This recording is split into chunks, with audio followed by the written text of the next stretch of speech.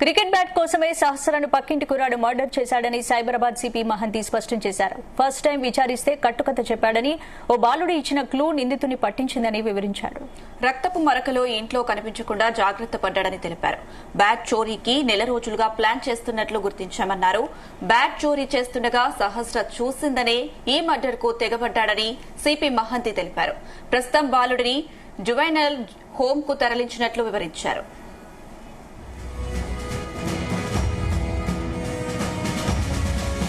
ఇందుకు సంబంధించి పూర్తి అప్డేట్స్ మా క్రైమ్ బ్యూరో చీఫ్ రవితేజ అందిస్తారు. రవితేజ,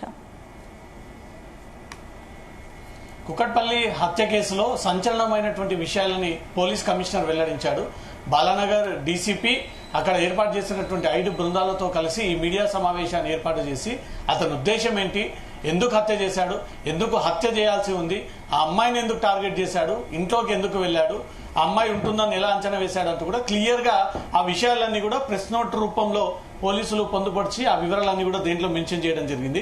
మైనర్ బాలుడు కాబట్టి పేరు మాత్రం మెన్షన్ చేయలేదు, కానీ ప్రెస్ నోట్ లో పేర్చినటువంటి అంశాలు ఇంతకుముందు మీడియా ముందు పోలీస్ కమిషనర్ వివరించినటువంటి వివరాలకు వెళ్తే ముందుగా ఇతని మీద 103 క్లాస్ 1 బిఎన్ఎస్ చట్ట ప్రకారంగా కేసు నమోదు చేశారు. 103 అంటే మర్డర్ కేసు బాలుడు పైన నమోదు చేశామంటూ మాత్రం పోలీసులు చెప్పుకొచ్చారు.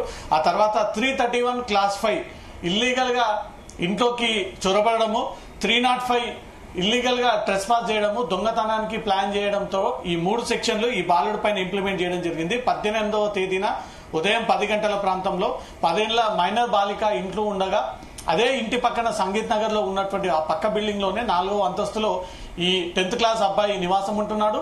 చాలా రోజులుగా ఆ అమ్మాయి కుటుంబ సభ్యులతో కూడా ఇతనికి పరిచయం ఉందన్నట్టుగా కూడా పోలీసులు చెప్తా ఉన్నారు. ఎందుకంటే ఆ అమ్మాయి బర్త్డే సందర్భంగా ఈ హత్య చేసినటువంటి అక్యూజ్డ్ ఇంటికి వచ్చి ఆ అమ్మాయికి కేక్ తినిపిస్తున్నటువంటి ఒక ఫోటో కూడా వైరల్ గా మారింది. ఆ అంశంపై కూడా పోలీసులు దర్యాప్తు చేశారు. ఈ హత్య 18వ తేదీన రిపోర్ట్ అయితే సుమారు 5 రోజుల పాటు పోలీసుల ఇన్వెస్టిగేషన్ సాగించారు. ముందుగా ఈ చనిపోయినటువంటి మృతురాలికి స్నేహితులు ఎవరెవరు ఉన్నారు, శత్రువులు ఎవరెవరు ఉన్నారు, ఎవరితో స్కూల్లోనైనా ఈ అమ్మాయి గొడవ పడ్డటువంటి సందర్భాలు ఉన్నాయా అంటూ కూడా అనేక వైపుల నుంచి ఇన్వెస్టిగేషన్ చేసినప్పుడు ముందు రోజే ఈ పక్క బిల్డింగ్ నుంచి కూడా వచ్చి హత్య చేసేటువంటి అవకాశాలు ఉన్నాయంటూ కూడా పోలీసులు ఈ బాలుని అప్పుడుగానే సస్పెక్ట్ చేసి అతన్ని కూడా విచారించడంతో అతను కూడా తనకున్నటువంటి ఎనిమీస్ ఎవరైతే ఉంటారో వాళ్ళే హత్య చేసి ఉండవచ్చు అంటూ కూడా పోలీసులను మిస్లీడ్ చేయడం జరిగినట్టుగా కూడా ఆ విషయాన్ని ప్రెస్ కాన్ఫరెన్స్ లో ఈరోజు కమిషనర్ తెలియజేయడం జరిగింది. 18వ తేదీన ఉదయం 10 గంటలకు ఇద్దరు తల్లిదండ్రులు వెళ్ళిపోయిన తర్వాత బాలిక ఒక్కతే ఇంట్లో ఉంది. ఆ సమయంలో టీవీ చూస్తుంది.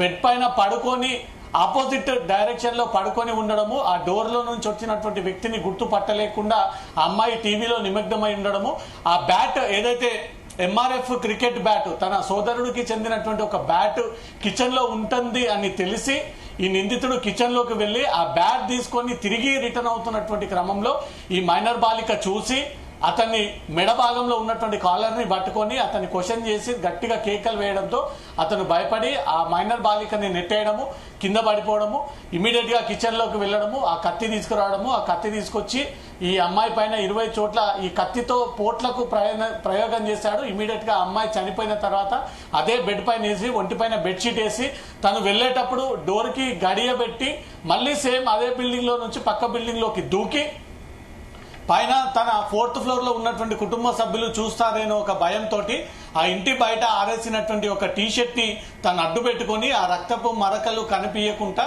ఆ టీషర్ట్ అడ్డు పెట్టుకుని లోపలికి వెళ్లి వాష్రూమ్ లో నేరుగా అతను స్నానం చేసి తన ఒంటిపైన ఉన్నటువంటి ఆ దుస్తులన్నీ కూడా తీసుకెళ్లి వాషింగ్ మిషన్ లో వేసి ఆ వివరాలన్నీ కూడా బయటికి వెళ్లకుండా పలు జాగ్రత్తలు తీసుకున్నాడు. దీంట్లో చాలా ఇంపార్టెంట్ పాయింట్ ఏంటంటే అతను క్రైమ్ కి ఎక్కువగా అలవాటు మాడాడు. వెబ్ సిరీస్ లో ప్రతి సన్నివేశాన్ని తను ఎలా వివరించాలి, నేనెట్లా ఈ క్యారెక్టర్ లో ఇన్వాల్వ్ అవ్వాలి, నేనెప్పుడు హీరో అవ్వాలి, నేనెప్పుడు విలన్ అవ్వాలి, నేనెట్లా ఈ వ్యక్తులని కాపాడాలి, నేనెప్పుడు ఈ అమ్మాయిలని ఎట్లా రెస్క్యూ చేయాలి, ఎట్లా హత్య చేయాలి, ఎట్లా దొంగతనం చేయాలి, ప్రతిదీ ఈ వెబ్ సిరీస్ లో ఉన్నటువంటి ఆ ఓటీటీ ప్లాట్ఫామ్ ద్వారా ఉన్నటువంటి అవన్నీ కూడా నిత్యం మానిటర్ చేసేవాడు. వీటిపైన తల్లిదండ్రులు పెద్దగా శ్రద్ధ పెట్టకపోవడంతో అతను క్రిమినల్ మైండ్ కాస్త క్రూయల్ మైండ్ గా మారిపోయి ఖచ్చితంగా ఆ బ్యాట్ ని సాధించాలి, ఆ బ్యాట్ ఇయ్యని పక్షాన హత్య చేయాలి అన్న ఒక ఉద్దేశంతో తను రాసుకున్నటువంటి లేఖని బట్టి పోలీసులు ఈ విషయాన్ని కనుగొన్నారు.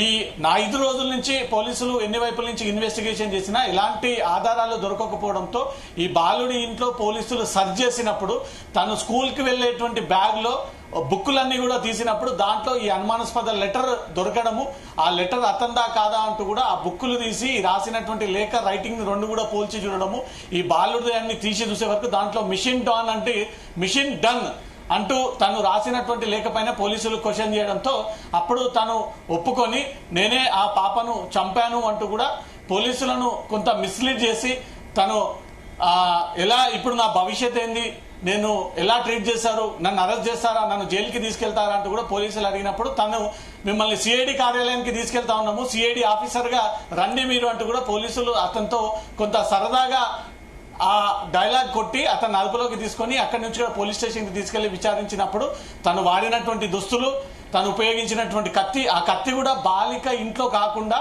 ఆ కత్తిని తన ఇంట్లోకి తెచ్చుకొని ఇంట్లో ఆ అమ్మాయి చంపిన తర్వాత ఆ కత్తిని తీసుకొచ్చి తన ఇంట్లో ఫ్రిడ్జ్ ప్యాకెట్ లో ఆ కత్తిని భద్రపరిచాడు అన్నట్టుగా కూడా ఆ కత్తిని కూడా రికార్డ్ చేయడం జరిగింది. చాలా రోజులుగా ఈ ఇంట్లో ఉన్నటువంటి ఆ బ్యాట్ ని దొంగిలించడం కోసమే ఆ ఇంటి నుంచి ఈ ఇంటికి ఇది 2వ సారి మాత్రమే దుంకినట్టుగా పోలీసులు గుర్తించారు. ఫస్ట్ టైం దుంకినప్పుడు ఎవరు గుర్తించకపోవడము, 2వ సారి కూడా ఆ బాలిక తల్లిదండ్రులు ఇచ్చినటువంటి వివరాల ప్రకారంగా గోడ దూకి లోపలికి వచ్చిన తర్వాత ఆ డోర్ ఎప్పుడు క్లోజ్ చేసి ఉంటుంది, లాక్ చేసి ఉండదు, లోపల నుంచి గడియబెట్టి ఉండదు, ఈజీగా ఓపెన్ చేసుకుని లోపలికి వెళ్లి లోపల ఉన్నటువంటి ఆ బ్యాట్ ని దొంగతనం చేసి బయటికి వెళ్ళిపోయేటువంటి క్రమంలో ఈ అమ్మాయి అలర్ట్ అయ్యి గల్ల పట్టుకొని కేకలేసి గట్టిగా అరుపులేయడంతో అతను భయపడి తన చేతిలో ఉన్నటువంటి కత్తి తీసుకొని తన పైన ప్రయోగం చేసి ఈ హత్యకు పాల్పడ్డాడంటూ కూడా మొత్తానికి కుక్కడపల్లిలో సంచలనం క్రియేట్ చేసినటువంటి మైనర్ బాలిక హత్య కేసుని ఎట్టకేలకు ఒక మైనర్ బాలుడు హత్య చేశాడన్నట్టుగా కూడా పోలీసు ఆ ఎవిడెన్స్ అంతా కూడా సేకరించడం జరిగింది. ఆ కాలనీ మొత్తంలో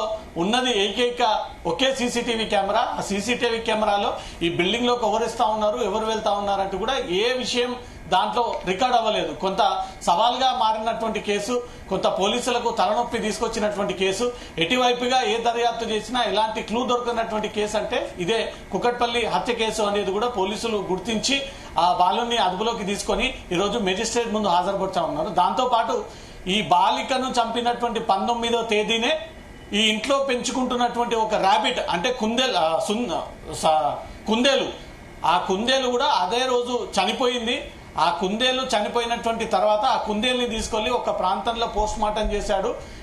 ఆ టైంలోనే తను కొంచెం టెన్షన్ అయి ఉండడము, ఒంటి నిండా చెమటలు రావడము, ఏదో డిప్రెషన్లో ఉండడము, వేరే ఆలోచనలో ఉండడము. తల్లిదండ్రులు కూడా ఈ బాలిక చనిపోయినప్పుడు నీకేమన్నా తెలుసా, నువ్వు ఆ ఇంటికి వెళ్లేవాడివి, నీకేమైనా పరిచయం ఉందా, తెలిసిన వాళ్ళే చేశారా, నీ పాత్ర ఏమైనా, నువ్వేమైనా చూసావా అంటూ కూడా పదే పదే ఆ బాలుడి తల్లిదండ్రులు తనను అడిగినప్పటికీ కుందేలు చనిపోయినటువంటి బాధలో ఉన్నానే తప్ప ఈ బాలికను చంపిన అనే విషయాన్ని తల్లిదండ్రులకు కూడా నేరుగా అతను షేర్ చేసుకోలేకపోయాడు. చాలా తెలివిగా క్రిమినల్ మైండ్, క్రూయల్ మైండ్, చాలా కఠినంగా బలంగా ఉన్నటువంటి వ్యక్తి ఆ మనసుని రాయి చేసుకొని ఈ పరిస్థితిని బయటికి తీసుకురాకుండా గ్యాస్ ఎట్లా లీక్ చేయాలి, ఎట్లా మంట పెట్టాలి, అక్కడ తగలబెట్టాలి, డోర్ని ఎట్లా లాక్ చేయాలి, అక్కడ కత్తిని ఎట్లా ఉపయోగించాలి, ఇవన్నీ కూడా క్రైమ్ సీన్స్ ని చూసిన తర్వాతే ఒక పకడ్బందీగా 1 రోజుల క్రితం ఆ లెటర్ రాసుకొని ఆ లెటర్ ప్రకారంగా ఇంట్లోకి వెళ్లి ఈ బాలికను మట్టుబెట్టినట్టుగా కూడా పోలీసుల ఇన్వెస్టిగేషన్ లో బయటపడింది. దాంతో పాటు 19వ తేదీన ఈ బాలికను చంపిన తర్వాత 20, 21, 22, 23 ఈ 3-4 రోజులు కూడా పోలీసులు ఇంటికి వస్తున్నారా, పోలీసులు నన్ను ఏమైనా గుర్తుపట్టారా, ఆ చనిపోయినటువంటి బాలిక ఇంటికి ఎవరెవరు వస్తున్నారు, పోలీసులు, clues team, dog squad, locals, అక్కడ ఉన్నటువంటి ఇంటి ఓనర్లు, ఆ బిల్డింగ్ ఓనర్లు, ఇంతమంది ఎవరెవరు వస్తున్నారు, ఏదైనా బయటపడ్డదా, నా గురించి ఏమైనా తెలిసిందా, నన్ను ఏమైనా పట్టుకోబోతా ఉన్నారంటూ కూడా ప్రతిదీ ఆ బిల్డింగ్ మీద నుంచి ఈ చనిపోయినటువంటి మృతురాలింటికి కూడా భయంగా బిక్కున ఆ కారిడార్ పైన నిలబడి ప్రతిదీ కూడా మూవ్మెంట్ చేశాడు. ఆ ఇంటి చుట్టే అతను తిరుగుతూ నన్ను దొరకకుండా ఎలా కాపాడుకోవాలి, నా పేరు బయటికి రాకుండా నన్ను ఏమైనా గుర్తుపట్టారా ఎలా అంటూ కూడా తను భయపడుతూనే ఈ మూవ్మెంట్స్ అన్ని చేసుకుంటూ చనిపోయినటువంటి బాలిక ఇంటి చుట్టే ఈ 3-4 రోజుల పాటు తిరిగాడు అంటూ కూడా పోలీసుల ఇన్వెస్టిగేషన్ లో కూడా బయటపడింది. చాలా టిపికల్ కేసు, సెన్సిటివ్ రవితేజ అయితే క్రైమ్ వెబ్ సిరీస్ చూసి బాలుడు ఇంత క్రియల్ గా తయారయ్యాడా, లేదంటే అసలు మెంటల్ కండిషన్ ఎలా ఉంది, దానికి సంబంధించి పోలీసులు ఏం చెప్తున్నారు?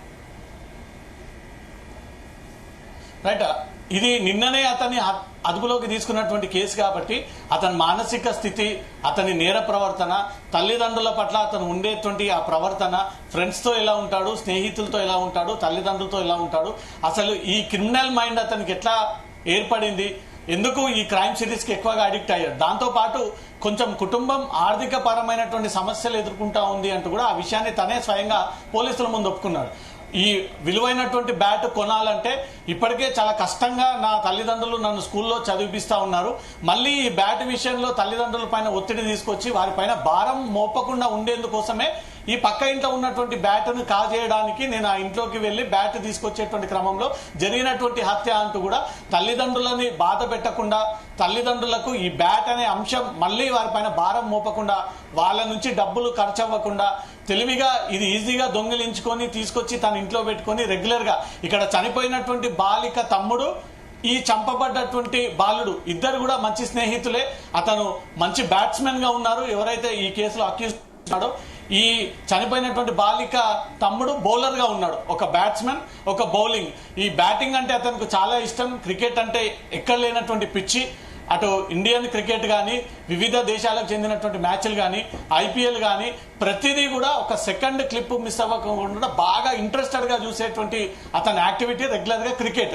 క్రికెట్ లేనటువంటి సమయంలో ఈ సినిమా థ్రిల్లర్ సినిమాలు, ఈ క్రైమ్ సీన్లకు సంబంధించినటువంటి థ్రిల్లర్లు, ఇంట్రెస్టింగ్ సినిమాలు, అమ్మాయిలను ఎట్లా కిడ్నాప్ చేయాలి, ఎలా చంపాలి, ఎలా దొంగతనం చేయాలి, ఎవిడెన్స్ దొరకకుండా ఎలా దాన్ని చేయాలి, ఎలా భూస్థాపితం చేయాలి, తప్పించుకోవాలి, తుడిపేయాలి, చెడిపేయాలి, వాటర్లో దాన్ని కడిగేయాలి, కత్తిని తీసుకెళ్లి ఫ్రిడ్జ్ లో పెడితే ఆనవాళ్లు దొరకకపోవడము, ఆ డాగ్స్ కార్డు కూడా గోడ వరకు వెళ్ళి ఆ గోడ వరకే ఆగిపోయిందా తప్ప అవతల వైపుగా ఆ డాగ్ దిగకపోవడంతో ఈ బాలుడిపై ఇన్ని రోజులు అనుమానాలు రాలేదు. ముందుగా అతని పోలీసులను అయితే మిస్లీడ్ చేశాడు. ఎవరైతే ఆ అమ్మాయికి దగ్గరగా శత్రుత్వం ఉన్నటువంటి వారు మాత్రమే హత్య చేసి ఉంటారు, మీరు ఖచ్చితంగా ఎంక్వైరీ చేస్తే తేలుతుంది అంటూ కూడా పోలీసులకే తిరిగి ఈ బాలుడు సలహా ఇచ్చాడు అంటూ మాత్రం పోలీసుల ఇన్వెస్టిగేషన్ లో బయటపడింది. కానీ వాస్తవానికి తల్లిదండ్రులకు ఆ బాలుడి ప్రవర్తనపై అనుమానం రాలేదు. చాలా రోజులుగా ఇతను స్కూల్కి వెళ్లకుండా ఇంట్లోనే ఉన్నాడు, ఏదైనా అంటే ఆరోగ్యపరమైనటువంటి సమస్యలు అంటా ఉన్నాడు. సరే ఇంట్లోనే ఉంటున్నాడు అంటూ కూడా తల్లిదండ్రులు పెద్దగా అతను చూస్తున్నటువంటి క్రైమ్ సీన్లు కానీ, సినిమాలు కానీ, ఓటీటీ ప్లాట్ఫామ్స్ కానీ, మొబైల్స్ కానీ అవన్నీ గమనించకపోవడము, హత్య జరిగినటువంటి తర్వాత నుంచి కూడా ఆ బాలుడిని తల్లిదండ్రులు అనేక క్వశ్చన్స్ అడిగి నీ ఇన్వాల్వ్మెంట్ ఉందా, నీ పాత్ర ఉందా, నువ్వు ఆ ఇంట్లోకి వెళ్లేవాడివి, ఆ పాప చనిపోయింది, నువ్వు చూసావా, నువ్వే వెళ్ళావా, నువ్వే చంపావా అంటూ కూడా రకరకాల అడిగినప్పటికీ ఎలాంటి సమాధానం ఇవ్వకపోగా అదే రోజు చనిపోయినటువంటి ఆ కుందేలు ఎపిసోడ్ ని ముందు పెట్టుకొని ఆ ర్యాబిట్ చనిపోయింది, దాంట్లో డిప్రెషన్ లో ఉన్నాడేమో, బాధలో ఉన్నాడంటే మాత్రం తల్లిదండ్రులు ఇన్ని రోజుల పాటు గ్రహించారు. ఇదంతా కట్టుకథ కాదు. పోలీసులు సేకరించినటువంటి minute to minute evidence, technical scientific evidence, ప్రత్యక్ష సాక్షులు, తల్లిదండ్రులు ఆ రోజుని విచారించి, ఇటు తల్లిదండ్రులను విచారించి మొత్తం పాప ఒంటిపైన ఉన్నటువంటి గాయాలు, ఇంట్లో దొరికినటువంటి కత్తి నిజంగానే దాంతో స్టాబ్ చేశాడా అంటూ కూడా ప్రతిదీ అణువణువున తనిఖీ చేసి పూర్తి స్థాయిలో ఇన్వెస్టిగేషన్ చేసిన తర్వాతనే పోలీసులు ఒక కంక్లూడింగ్ వచ్చి ఈ మీడియా సమావేశాన్ని పెట్టి కుక్కట్పల్లి హత్య కేసుకి సంబంధించినటువంటి పూర్తి వివరాలు మీడియా ముందు ప్రొడ్యూస్ చేయడం జరిగింది. Right Ravi Teja, thank you.